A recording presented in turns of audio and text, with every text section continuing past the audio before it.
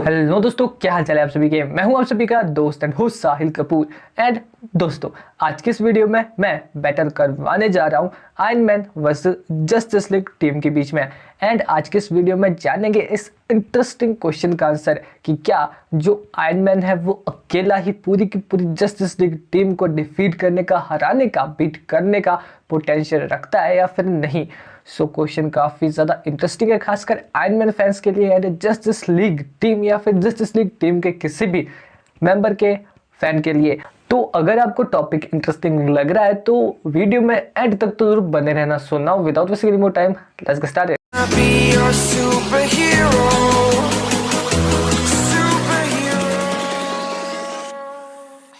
दोस्तों, जैसा कि आप सभी को पता ही है कि वीडियो में आगे बढ़ने से पहले मेरी आप सभी से सिर्फ एक ही रिक्वेस्ट रहती है कि अगर आपने अभी तक चैनल को सब्सक्राइब नहीं किया तो यार कर देना, साथ में जो बेल आइकन दिख रहा है उसे भी प्रेस करके ऑल पे सिलेक्ट कर लेना। अब बात करते हैं iron man versus justice league. सबसे पहले शुरू करते हैं फर्स्ट बैटल से, जो कि होने जा रही है आयरन मैन वर्सेस साइबॉर्ग के बीच में। तो यार देखो, ये जो दोनों ही सुपर हीरोज हैं, इन दोनों की जो सिमिलरिटीज है वो काफ़ी सारी है। पहले तो यार ये दोनों ही जो सुपर हीरोज है ये टेक्नोलॉजी से बिलोंग करते हैं, काफ़ी ज़्यादा इंटेलिजेंट भी है एंड इन बैटल अपने गैजेट्स का, अपनी टेक्नोलॉजी का यूज़ भी करते हैं। बट यहाँ पर अगर आयरन मैन की बात की जाए तो यार देखो, जो आयरन मैन है वो पूरा ह्यूमन है और वो एक सुपर हीरो बना है उसकी इंटेलिजेंस की वजह से, यानी कि अपनी इंटेलिजेंस के चलते जो आयरन मैन है यानी कि टोनी स्टार्क, उसने आयरन सूट बनाया, एक आर्मर बनाया जिससे कि वो बन गया आयरन मैन। और धीरे धीरे करके आयरन मैन यानी कि टोनी स्टार्क ने अपने सूट्स को अपग्रेड किया और इस तरह से जो आयरन मैन के हर एक सूट्स है वो धीरे धीरे करके और भी ज़्यादा पहले से एडवांस पावरफुल बन गए। बट वहीं अगर बात की जाए साइबॉर्ग की तो यार देखो, जो साइबॉर्ग है वो हाफ ह्यूमन हाफ एंड्रॉयड है, उसे पावर मिली है मदर बॉक्सेस से।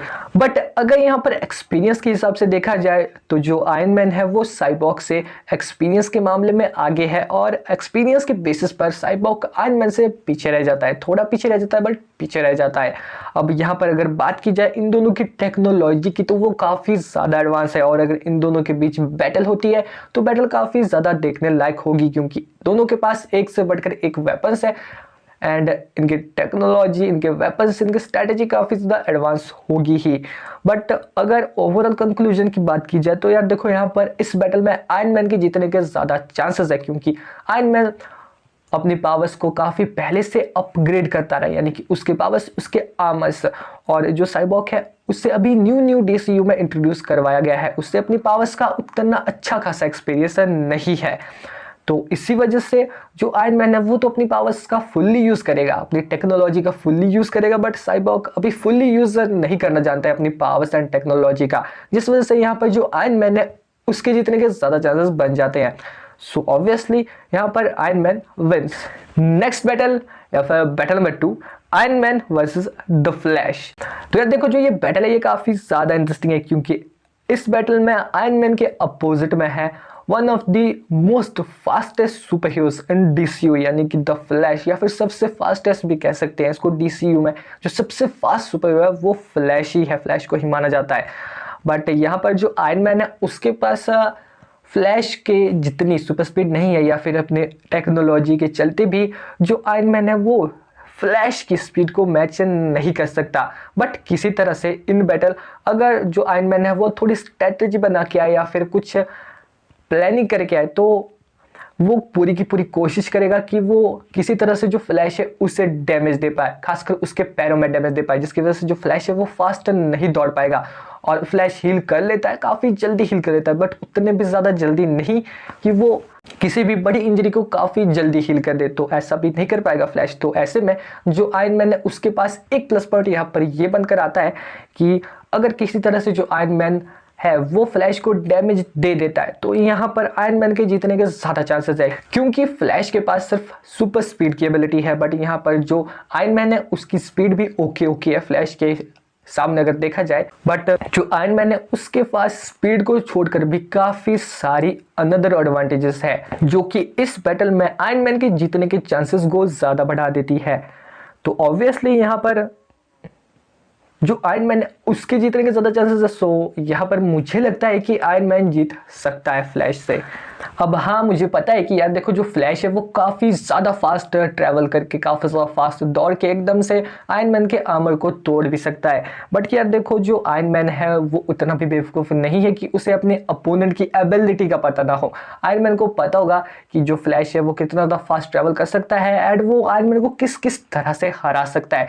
तो ऐसे में जो आयरन मैन है वो सबसे पहले तो किसी भी तरह से अगर हार्म कर दे फ्लैश को तो ऑब्वियसली आयरन मैन ही जीतेगा। सो अगर आपका कुछ अलग ओपिनियन है तो आप बिल्कुल यार कमेंट बॉक्स में बताओ, बट यहाँ मेरे हिसाब से तो भाई iron man wins. Next battle है या फिर battle number 3, iron man versus wonder woman. तो यार देखो ये बैटल भी काफ़ी ज़्यादा इंटरेस्टिंग है क्योंकि जो वंडर वुमन है वो इतनी ज़्यादा पावरफुल है, ड्यूरेबल है, स्ट्रॉन्ग है, स्किल्ड है कि वो पोटेंशियल रखती है आयरन मैन के आर्मर्स को ब्रेक करने का, डिस्ट्रॉय करने का।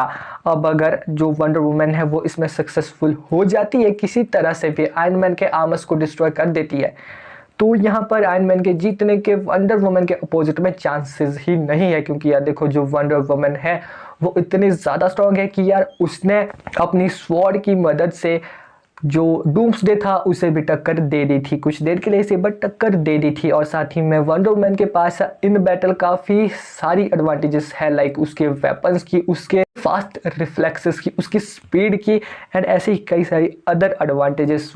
और वो खुद एक गॉड किलर है, तो यार देखो उसके पास पोटेंशियल है कि वो डिफीट कर दे आयरन मैन को इन बैटल। और यहाँ पर ज़्यादा चांसेस है वंडर वुमन के जीतने के आयरन मैन के अपोजिट में, क्योंकि वंडर वुमन ने जैसे कि मैंने कहा डूम्सडे तक का सामना किया है यार। तो यहाँ पर जो आयरन मैन है उसने भी काफ़ी सारे पावरफुल सुपर विलन्स का सामना किया, जैसे कि थेनोस हो गया। बट वहीं अगर बात की जाए वंडर वुमन की, तो यार देखो iron man versus wonder woman की इस बैटल में वंडर वुमन के जीतने के ज़्यादा चांसेस है। So wonder woman wins. Next battle या फिर battle number 4, iron man versus Aquaman. तो जो ये बैटल है ये होगी 2 पार्ट्स में, पहला तो अंडर वाटर, दूसरा वाटर के बाहर यानी कि ज़मीन पे। तो पहले अगर बात की जाए अंडर वाटर बैटल की, तो उसमें यहाँ पर देखो जो एक्वामैन है उसके पास जीतने की काफ़ी सारी एडवांटेजेस है, क्योंकि अंडर वाटर जो आयरन मैन है उसकी टेक्नोलॉजी उतनी भी ज़्यादा एडवांटेज नहीं दे पाएगी आयरन मैन को, उसके वेपन्स उतने ज़्यादा डेडली नहीं रहेंगे अंडर वाटर। या फिर अगर अंडर वाटर बैटल करनी है तो आयरन मैन को पहले प्रिपेयर होके आना पड़ेगा। बट जो एक्वामैन है उसके पास काफ़ी सारी एडवांटेजेस होगी अंडर वाटर वो पूरे के पूरे सी क्रिएचर्स को कंट्रोल कर सकता है और उनके थ्रू अटैक भी करवा सकता है आयरन मैन के ऊपर। तो ऐसे में आयरन मैन की टिकने की तो चांसेस ही नहीं है, और क्रैकन से भी अटैक करवा सकता है आयरन मैन के ऊपर, जिसकी वजह से यहाँ पर आयरन मैन की जीतने की पॉसिबिलिटीज़ ही नहीं बन के रह जाती है। कोई भी पॉसिबिलिटी में जीतेगा ही नहीं आयरन मैन ऐसे में।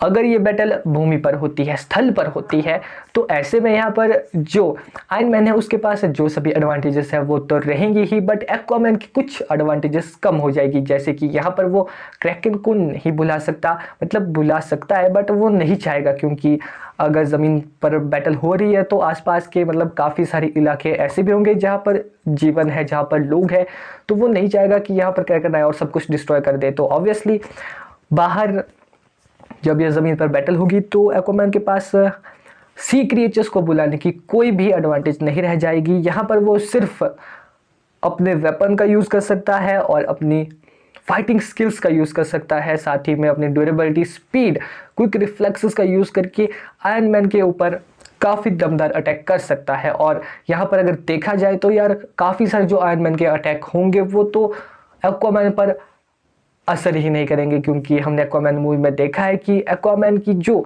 ड्यूरेबिलिटी का लेवल है वो काफ़ी ज़्यादा हाई है। तो ऐसे में यहाँ पर जो एक्वामैन है वो भी पोटेंशियल रखता है अपने वेपन्स के चलते आयरन मैन के सूट को ब्रेक करने का। तो यार दोनों ही पॉसिबिलिटीज़ में यानी कि अंडर वाटर या फिर वाटर से बाहर बैटल्स में यहाँ पर जो एक्वामैन है उसके जीतने के ज़्यादा चांसेस हैं। ज़मीन वाली बैटल में यानी कि अंडर वाटर बैटल में तो एक्वामैन जीतेगा ही, बट जो ज़मीन पर बैटल होगी उसमें एक्वामैन के जीतने के चांसेस बस थोड़े ज़्यादा है आयरन मैन से, जिसकी वजह से यहाँ पर ऑब्वियसली यार एक्वामैन ही जीतेगा आयरन मैन वर्सेस एक्वामैन की बैटल में। नेक्स्ट बैटल या फिर battle number 5, iron man versus Superman.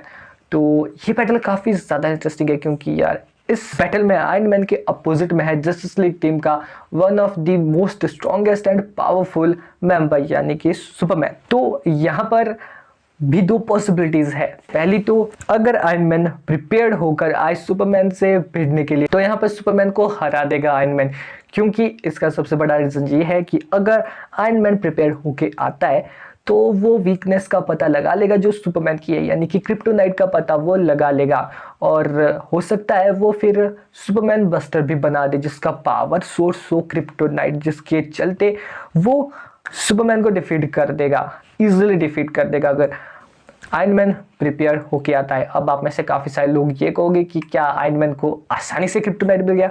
अरे भाई, अगर आयरन मैन की बैटल सुपरमैन से हो रही है तो अगर आयरन मैन प्रिपेयर होके आता है तो यार वो क्रिप्टोनाइट का पता भी लगा ही लेगा और फिर क्रिप्टोनाइट की मदद से वो इजीली सुपरमैन बस्टर भी बना लेगा, जैसा कि मैंने कहा उसका पावर सोर्स होगा फिर क्रिप्टोनाइट, जिसके चलते यहाँ पर जो आयरन मैन है वो डिफीट कर देगा, इजीली डिफीट कर सकता है फिर वो सुपरमैन को। बट यहाँ पर अगर विदाउट प्रिपेयर्ड बैटल की बात की जाए तो सुपरमैन के सामने ज़्यादा देर तक टिक ही नहीं पाएगा आयरन मैन, और ये बात ऑब्वियस ही है, इसमें कोई ज़्यादा एक्सप्लेन करने की ज़रूरत नहीं है। तो यहाँ पर दोनों पॉसिबिलिटीज़ में एक एक पॉइंट से दोनों टीम्स को मिलता है, यानी कि एक पॉइंट टीम आयरन मैन को, एक पॉइंट टीम जस्टिस लीग को।